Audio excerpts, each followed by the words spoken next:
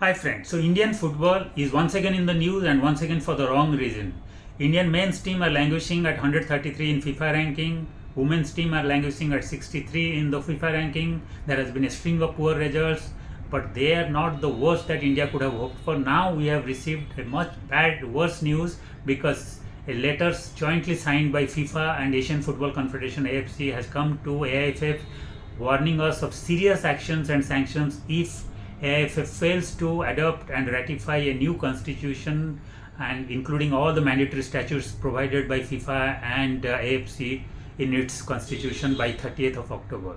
AIFF, which runs football here without a constitution since 2017, has been giving a very lame excuse that this matter is sub judice and under Supreme Court, and without a Supreme Court approval they can't ratify or approve their constitution, and that's why their hands are tied.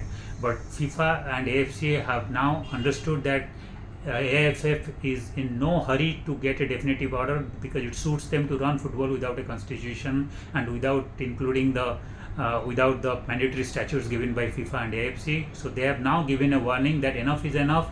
By October 30th, it is your job to get a definitive order from Supreme Court and adopt and ratify the constitution with mandatory statutes. If you fail to do so, you can be prepared for serious actions and sanctions. And in this case, the only sanction we can expect is suspension of AIFF and India. That would mean banning Indian national team and Indian clubs from all competitions run by FIFA and AFC.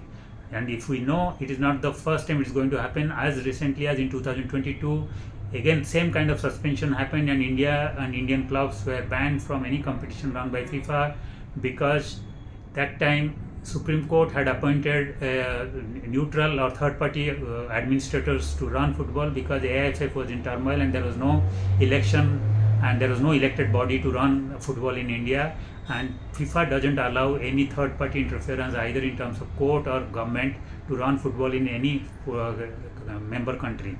So that time they had taken a punitive action, and once AIFF was reconstituted after election, they allowed the sanctions to be lifted.